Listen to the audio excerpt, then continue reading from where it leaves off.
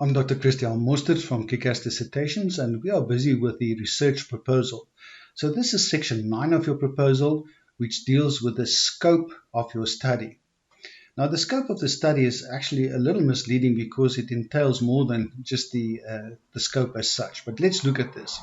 So the purpose of the scope of the study section is that it will define which subject areas will be covered in your study, but also possible exclusions or areas that's not going to be covered that will also have to be listed here. So let's look at what it entails. So the scope of the study is really very important because basically you're going to provide the general boundaries of your study. And you probably think about it, it's not so important, but it really is. You need to define the boundaries of your study. Otherwise, it's going to be easy for someone to come late and say, but why didn't you do this? And why didn't you investigate that? And then you're going to be on the back foot. So rather clearly state what the boundaries of your study is, and then everybody will understand it. So you need a brief statement about how wide or narrow your study is in the industry. And this is a good place to start with. It's one of your first paragraph type of introduction. It's just a broader statement of where does it fit in. But then you have to become a little more specific, and you have to state clearly what is covered inside your study, but also what is covered or what is not covered that's going to lie outside of your study and that will not be addressed by it.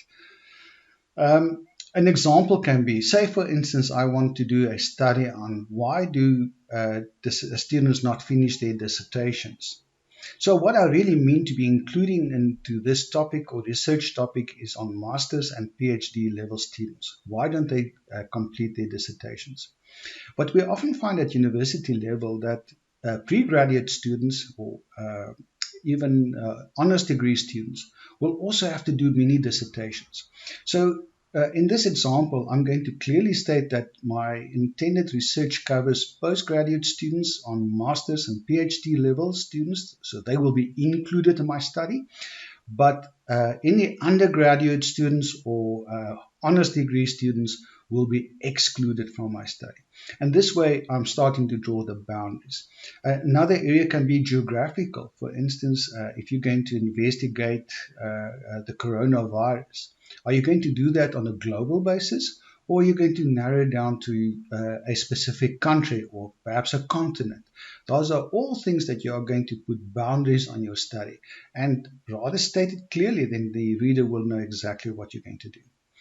I will recommend that you also mention this in two separate paragraphs. Be careful that you don't mix them into a single paragraph because that is often confusing. So have a short paragraph that will say what your study is going to cover, and have a second paragraph that will exclude the areas that you're not going to address in your study. Then another area that is used in this section, the scope of the study, is any assumptions that you are working on. So are there any assumptions as basis for your study? What are the underlying beliefs, and what do you consider to be probably true statements that will influence your research? Now, a practical example of this can be if you do a qualitative study and you have a questionnaire and you interview participants. It is true to say that my assumption is that my participants will tell me honestly their opinion.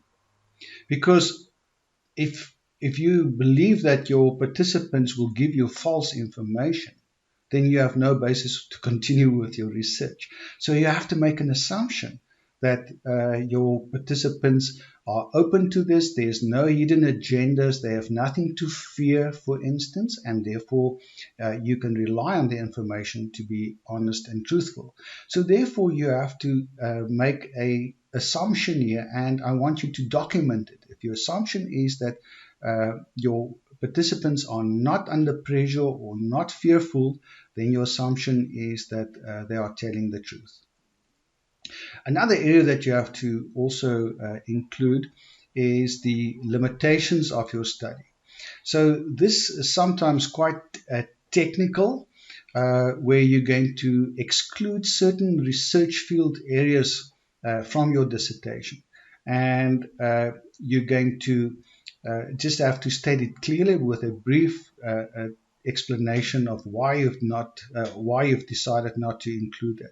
So it may relate back to the previous or the first section where we said that you need to state what is inside and outside your area that you address, but limitations will really narrow it down, and it will tell the reader that you cannot use this information outside of this limitation. So especially in scientific and technical research, you can really be making very wrong assumptions or conclusions if you try to work outside of the limitations of your study. The length, it's actually quite short. It's half a page, maybe to 1 page. Just make sure that you cover all the information that you have to. And especially on PhD levels, we often see that things like assumptions may have to be elaborated on, and this will increase the length of this section. So typically it's very short, half a page or so, but I've seen ones that are over 2 or 3 pages long.